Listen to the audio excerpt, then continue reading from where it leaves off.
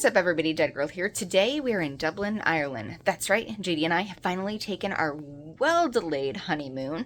Unfortunately, COVID kind of put the kibosh on that, but we are finally here, and you guys know that we had to find something a little spooky so that we could take you with us. Now, we went through Get Your Guide and we found a spooky ghost bus tour. Tickets were $38.75 a person, and they are well worth every single penny. Now, the disclaimer, it is only suitable for people 14 years and older, and unfortunately it is not wheelchair accessible because from what I'm hearing there are some stairs in the bus, so unfortunately if you're wheelchair bound you're not going to be able to have this experience. Now, we are going to head into a spooky world of felons, fiends, and phantoms. We're going to listen to Dublin's darkest tales from the engaging onboard storyteller. We're going to learn the real origins of Dracula and his Dublin-born inventor, Bram Stoker. And we are going to visit a hidden city center graveyard, the 12th century St. Auden's Steps. Very excited to experience this tour, and I'm even more excited to be able to take you guys with me. Now, we have the 9:30 tour slot time, and it is 9 o'clock, so we've got to hit the road. Let's go. Tonight in Dublin, Ireland, we're taking a ghost bus tour. This should be fun. Oh. Oh. Hello. Hello. Oh, you're very calm. You're the first calm person tonight. I'm sorry. He's not. I'm used to that one. Now you head down the hall, through the curtains into your left. Sir, don't go straight because that'll be the scary side. To your left. To left. Oh, hello. Been making friends. Hello. Hello again. This is great. We're way too calm for this. And this is the bus. Seats are soft and plushy.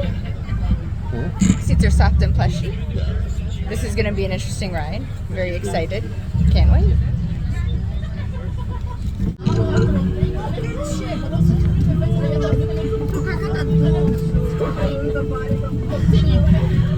Listening to people is fun.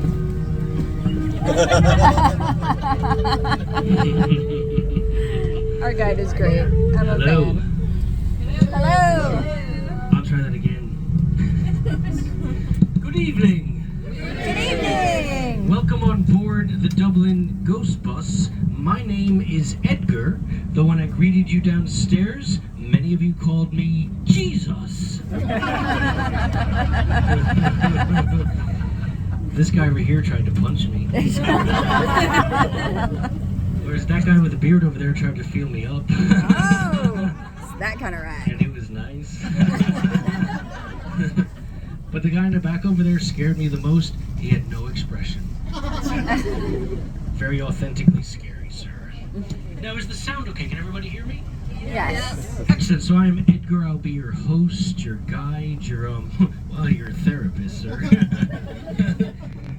Whatever it is you might need within reason, you're ha ha ha. You get a good photo? Whatever you've been drinking, I wouldn't mind some. Now, your driver tonight, will be Francis Blood on the Tires Schumacher. Now, Francis has been driving the Ghost Bus for over 10 years. And during that time, he's never hit a single thing. Including the brakes. You've gotten yourselves into this evening, coming all the way from Florida. Well, think of it, if you will, as a variety box of dark and strange things. At a certain point, we're going to get off the bus. I'm going to take you to a graveyard. Nice. And I'm going to teach you the ancient art of body snatching. Sweet. Woo. And I'm going to put somebody into a coffin. Yes, I'm gonna put somebody into a coffin. She's better at this than I am. It'll probably be Colorado back there. We're going to go to the 40 Steps, which is the most haunted part of medieval Dublin. I'm gonna teach you about torture devices. Woo. And well, because this is a ghost bus, I will be telling you ghost stories. We are currently walking to a church that has a graveyard in it that is inaccessible to the public unless you are on this ghost tour. And I actually won a copy of Bram Stoker's Dracula doing a little horror movie trivia. Ain't that some shit? So he's got a key. We're gonna get inside. We're gonna see some stuff. It's gonna be real dark, guys. I did not bring a light. It's very dark. Now and sometime in the last 10 to 15 years or so, they built this beautiful piece of modern architecture. That's actually my joke. And what did they build there? An electricity station. Shocking, isn't it? Smoke a few bombs in there. Dad jokes. That last one was made. So this building over here is the church I was telling you about on the bus. The first mention of it in history is the 1200s. It actually predates that by quite a bit. When we go inside, I'll show you. There's a tiny little area. We get to go inside. But they expanded it in the 1200s. So Are we lucky back out? it's dedicated to the Catholic bishop Dermot O'Hurley, and Dermot O'Hurley's body is actually buried inside this church. But what they did is they cut up his body into little pieces, and they buried it at various intervals within the church because they wanted to humiliate him. They wanted to make an example out of him because the British Empire was Protestant and this would have been Catholic. So this was the time of King Henry VIII. And one of the first things they would have done is they would have suppressed monasteries like this. So it would have been illegal to say Mass or to give communion, and they put bounties on their heads. So naturally, somebody sold them out. So one night while he was saying Mass here in secret, Henry's men would have stormed down here, grabbed him, and dragged him to the torture chambers underneath Dublin Castle, where they performed something called the torture of the boots. And what this terrible thing was, they would take his naked body, place his legs into metal boots up to his thighs. At the bottom of the boots, there would have been oil. They then would have placed the boots over an open fire. Oh. And as the oil started to heat, somebody would stand in front of him and say, "Do you reject the Pope? Do you reject all things Roman?" All he had to do was say yes, and it would have lifted his legs off of the fire. But because he was a man of faith, a man of spirit, they basically burnt the bottom of his legs to ash, and then they hanged him. And they hanged him in a more painful way than normal. I know hanging is painful unto itself, but I'll explain what I mean when we head inside the church itself. Mm-hmm. Now there's tombstones all in front of us that you guys can't see them. There you go. Be careful. Oh, there's a bag. I would have tripped. Oh, there's a step here. 2019, the end of it. Trying to get close so we can get. This is beautiful.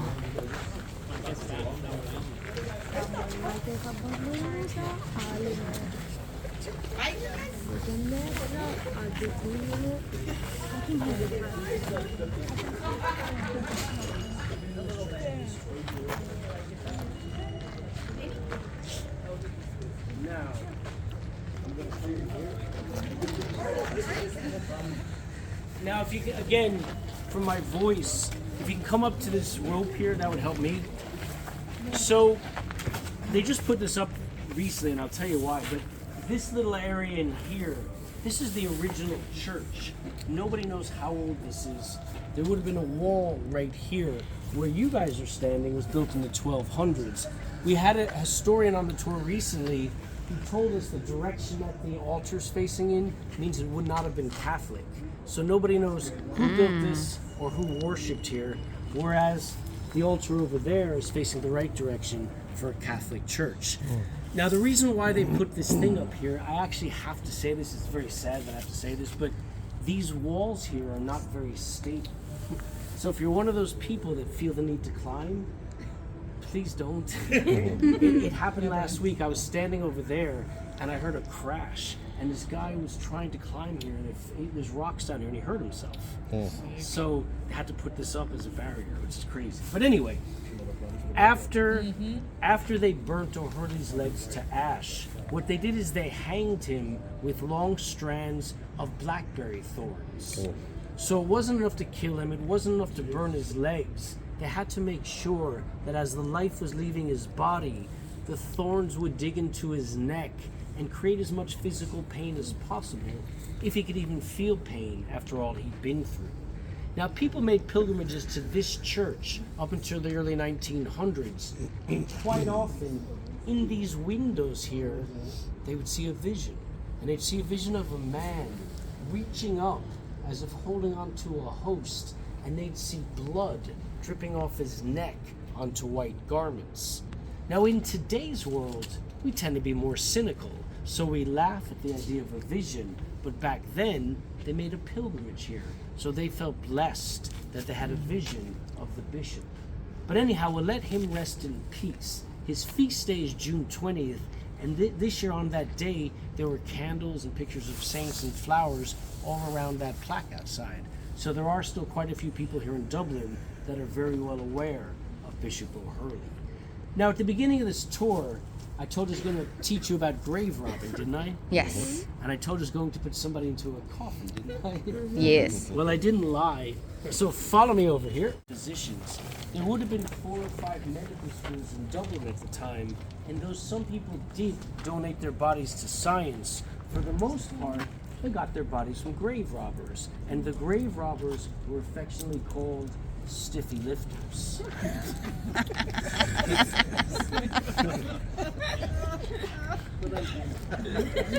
It's actually true. Yeah. No, that's actually fact. Or they're also called resurrection men. Now, the most notorious stiffy lifter was a man named Crazy Crow Hendricks. And Crazy Crow Hendricks was a musician by day and stiffy lifter by night. But like in today's world, the arts didn't pay very well, so people needed side gigs. Kind of like the Ghostbusters. Now, that's fact. Now, to steal a body was very lucrative. You made a lot of money, but it was extraordinarily risky. If you were caught, at the least you'd be fined, more than likely imprisoned, possibly tortured, and if you stole a wealthy person's body, you could even be put to death. So it's a very, very risky thing to do. Now, if you dig up a body properly, it would take you good 8 hours, and you'd expose yourself to being caught. But they came up with a way to steal the bodies in about 45 minutes or less. So what they did is first, they hired local boys, 10, 11-year-old boys from the tenements.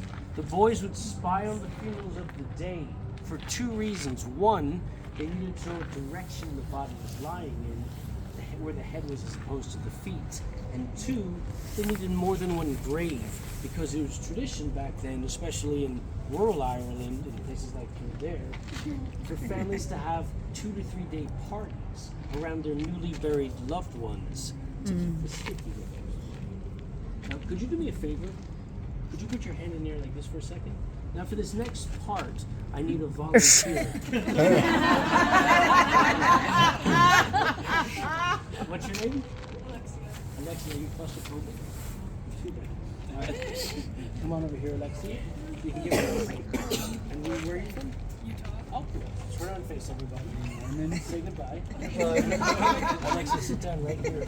I have friends in Moab. Oh, now, lie back, slow. Put your hands by your side. Don't sit up. Alexia. Oh, no This way. is what it's like to bury. Run! She died with her shoes on. So then the boys, the 10, 11-year-old boys, they would dig down just at the top. When they reach the coffin itself, they take sharp rocks and objects and smash open the top. They then take a butcher's meat hook and they hook it into the skull. So any idea what part of the skull is the strongest? The jawbone. The jaw. The jawbone. They hook it into the jawbone, the mandible bone, hand the rope to the stiffy lifters, and they would yank the body out head first. Now, if the jawbone broke, next they go straight up the nasal passage. Are you pierced, Alexi? Now, if the skull broke or the body was diseased, they wouldn't leave empty-handed because, as I said, it was very risky. So first they'd steal your hair, and they'd sell it to wig makers for people like me. They'd then steal your teeth, and they'd sell it as false teeth. They'd even steal your eyeball, and they'd sell it to people that practice the occult. So it's never a way. That old church was beautiful. I got to get inside a coffin. I'm going to insert that picture here. We're now heading back to the bus for some more terrifying tales. Wandering again. Upstairs, my arch nemesis in cobblestone. It's pretty, actually. There goes the bus. I guess we all live here now.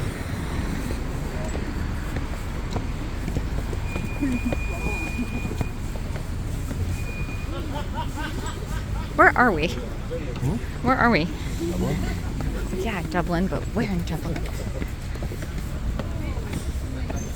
I almost start.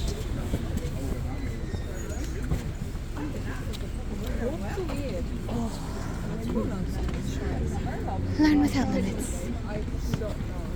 Thankfully, there's some light here, so we can see. It's a lot of steps. 11 iron gates.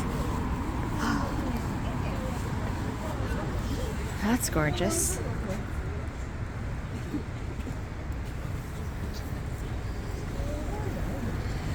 So sorry. Alright, waiting for our guide.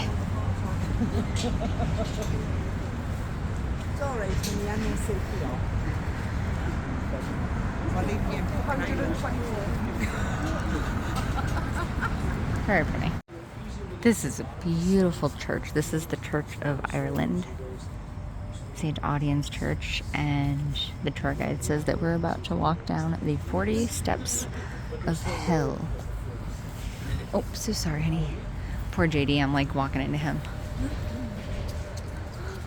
I don't want to record this entire tour because I really encourage everyone that comes to Ireland to take it. Our guide is fantastic. Everywhere that we've been has been breathtakingly beautiful.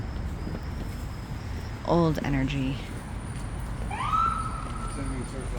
As you can see, we're in the heart of the city, and it's about to get very dark. So I may stop recording for the simple fact that we're not going to be able to see much. Oh, this is fun. Wow, this is really cool. Oh.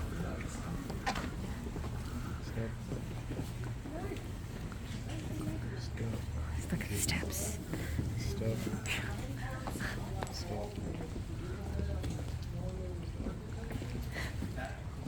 Thank God for Jamie. There's more steps.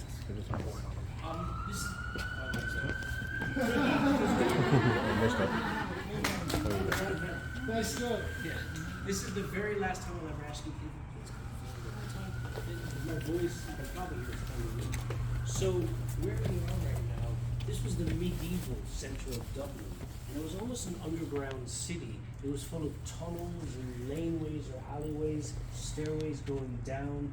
And right behind this wall is one of the original tunnels. It still exists behind the wall. There's even an old rusted hinge here that would have been the hinge of a gate that would have guarded this particular tunnel. Now there's a whole network underneath Dublin of these tunnels. They go all the way up to where the Guinness Brewery is, all the way over to Stephen's Green. And recently I've been told that some of these tunnels are still in use to this day by politicians, I was told. Now, this part of town here, this was sort of Dublin's night town. This is where priests and politicians would have mixed with prostitutes and dealers and thieves. And this is the part of town you could pretty much purchase anything your heart desired. Now this particular tunnel here, this leads to the crypts of Christ Church and to what is today called Fishamble Street. Now sitting on Fishamble Street today is a pub called Darky Kelly's. But in the 1700s, it was a brothel called the Maiden Tower. And Darky Kelly, well, she was the madam of the Maiden Tower. Now sadly in 1761, she was accused of infanticide. She was accused of murdering her own baby. But see, this is kind of rich, because she was accused by the Sheriff of Dublin, whose name was Sheriff Luttrell. And well, he was a regular visitor to the Maiden Tower. And his woman of choice was Darky Kelly. And said child was his. But see, this was a man of stature, who also happened to be a member of the Hellfire Club. So he could not be known to have a child with a common prostitute. So he came up with a plan to have his own child murdered, and then to pin the crime on Darky Kelly. Now 1 year later, in 1762, she was burned at the stake, right here, right on this side of these gates. And what they would have done is they would have rounded up 10 to 15 different women, and they all would have been accused of witchcraft. Now, like all these terrible stories I've been telling you, they would have prolonged their agony. So first, they would have built a crude form of gallows right here, and they would have hanged all the women. And there would have been a large crowd of people watching, because it was a sort of sick, twisted type of entertainment of the era. And as the women were almost dead, they would take sharp knives, cut the ropes, their bodies falling onto the hardened ground, bones breaking. And then they would light a fire around the periphery that would slowly move in, consuming their bodies, as the people watching would almost build themselves up into a state of frenzy. But the mystery is what happened to Darky Kelly's baby, because the body was never found and the child was never accounted for. And we believe the answer lies in a very common ghost sighting that happens right here. They say they see a woman walking up and down the stairs, and they call her the Green Lady. And they say when they first see her, she almost appears to be homeless or more ragwoman. But upon closer inspection, her clothes are of another era. They're not real. She has on a green bonnet and a green cambric cloak. And they say she walks down those stairs and right to that door over there behind you. And she reaches in as if she's searching for something or pining for something. And the second she's aware anybody's watching her, she walks down those stairs and right through here. Now we know for a fact that the ladies of the night back then, the prostitutes, they used to take their unwanted pregnancies, their newborn babies, and sneak them through this tunnel in the middle of the night and hand off the babies through that door so that they could be adopted by a Catholic family or by the church itself. So it is our belief that the ghost of the Green Lady is actually the ghost of Darky Kelly, and that she's reaching through that door, searching for the child that she would have handed off at night to save it from the clutches of Sheriff Luttrell and his fellow Satanists from the Hellfire.